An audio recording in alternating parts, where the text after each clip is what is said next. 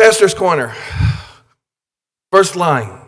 The readings this week help us to start the season of Lent with a master class on sin.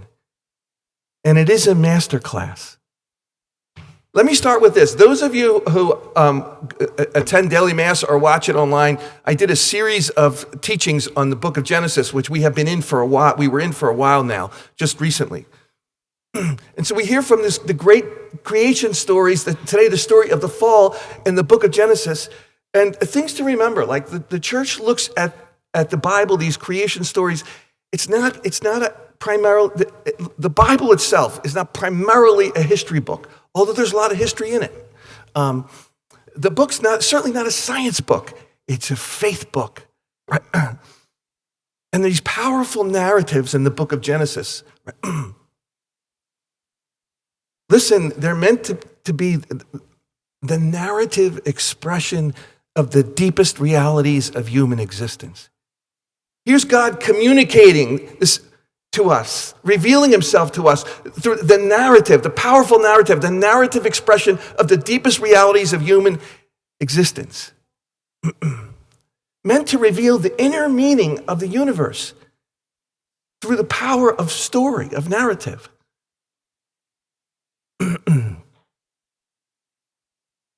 What's going on in the fall? You heard the story. This is a biblical diagnosis of the grand problem with humanity. What's the biblical answer to the question, why is there conflict and misery? First, within ourselves. Why am I at war with myself at times? With each other, amongst nations, right? What's the biblical diagnosis? Why all the misery? Why all the war? Why all the heartache? Why all the suffering? Why all the self-inflicted wounds? And you hear the answer to that in this packed story of the fall. The original sin. What's the original sin? Listen. We've taken what doesn't belong to us. We've usurped the divine prerogative. We've eaten of the fruit of the tree of the knowledge of good and evil. What's the narrative trying to get across? We've done the one thing God said, don't do. Why? Because if you do, you'll become like gods.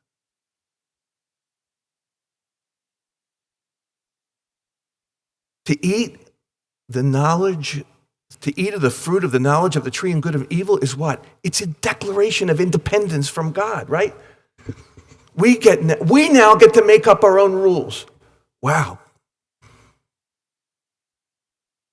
We now get to make up our own rules. Here it is, the shift, the locus of morality goes from God, right, an objective moral standard that's given to us, revealed by God, to now the locus is, nope, I get to make up my own rules. Man, that's not new. It's all over the place today, but it's not new.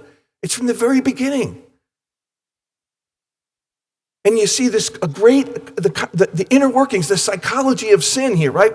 The devil comes up and plays this important role. And what's the instrument that he uses? Half-truths. Oh my gosh. Half-truths. They're powerful. Well, did God really tell you that you couldn't eat from the fruit of any of these trees? That's a half-truth, right? He's starting a little deception.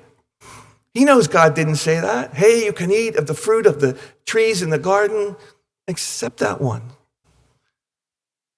Except the tree of the knowledge of good and evil. And Eve almost gets defensive because, did God really tell you that? God's ridiculous, right? Come on. Don't you hear that today? Oh, the church is ridiculous. The moral order is ridiculous. The Bible is ridiculous, right? And we keep up making our own rules. And what does it do? There's no less misery in the world. There's no less heartache and conflict and division and war. You hear me talk often about the wars of the last century. It's hard to wrap your mind around, but then the evils of this one.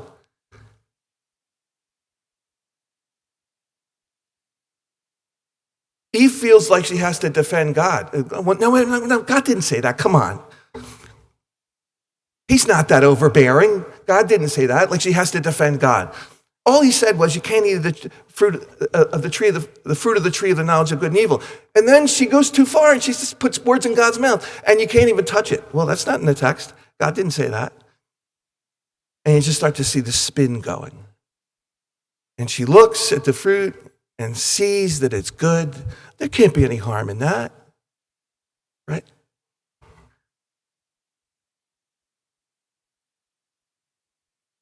We've eaten of the fruit of the tree of the knowledge of good and evil.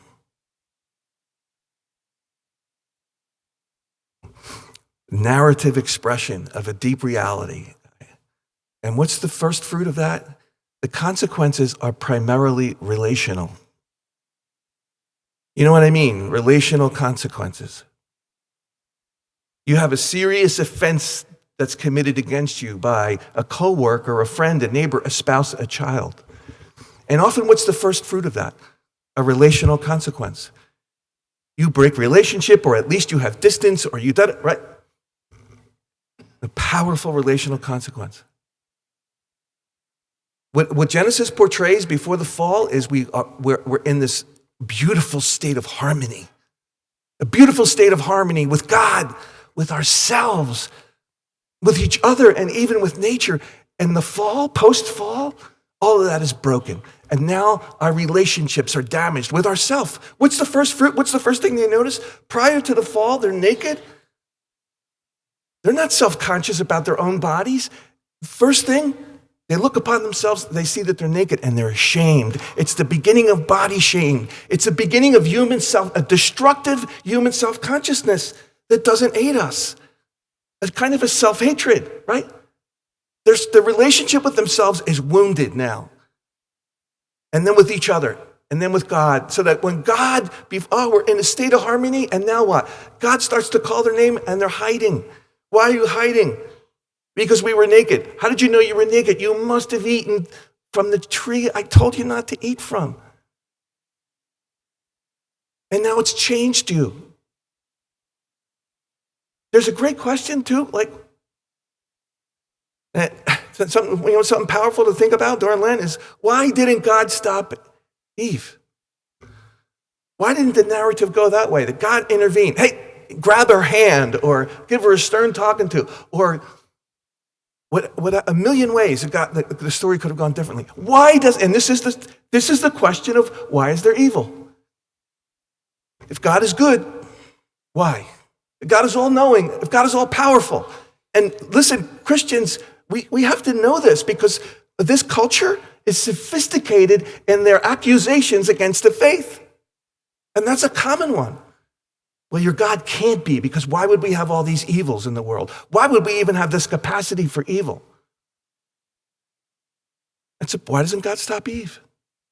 Why? Powerful question. And there are some answers to it. I don't know if they're the kind of answers that would completely satisfy the human hunger to know completely about the great mystery of iniquity, the great mystery of evil. When I think I've told you this before, when I was, maybe 20, 21.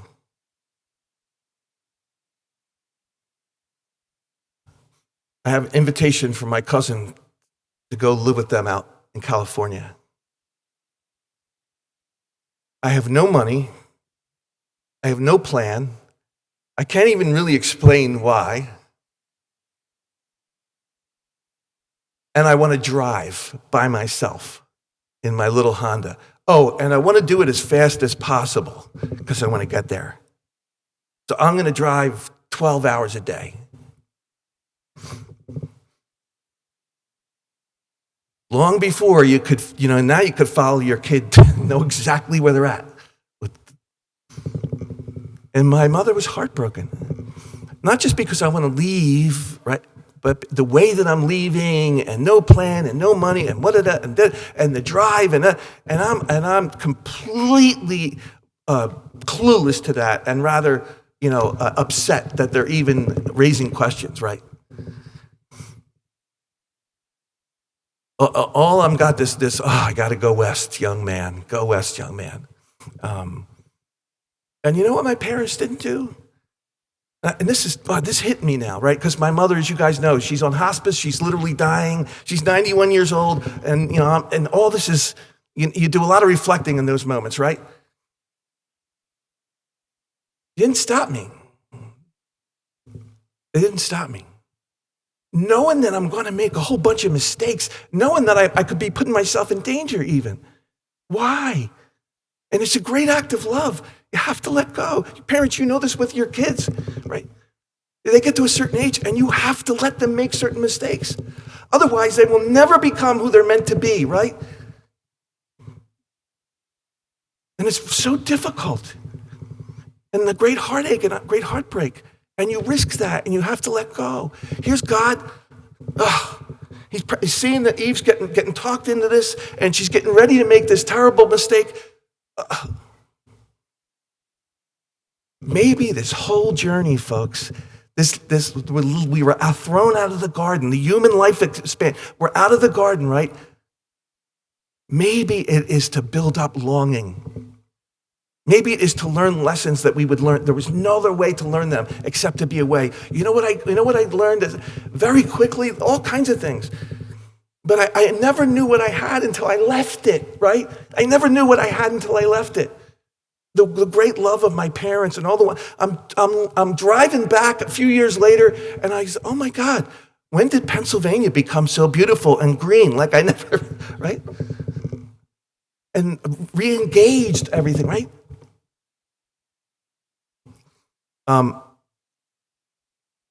This is long. I'm going to stop.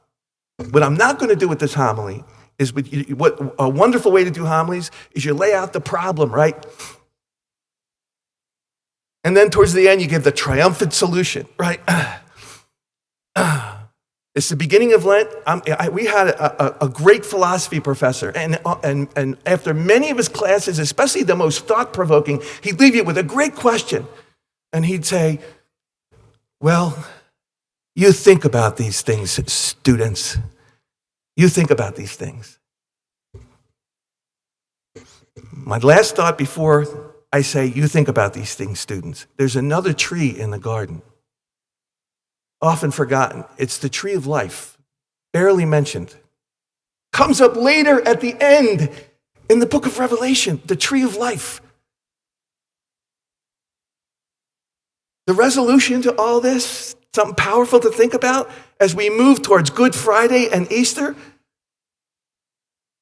And we hear the beginnings of it here. The story in the gospel is the beginning of the undoing of what happened in the garden, the temptation in the desert. And the tree of life in Genesis, the antidote to eating from the fruit of the tree of the knowledge of good and evil, what did they crucify him on? A tree. The tree of life, the tree of healing. To quote my philosophy professor, you think about these things, students.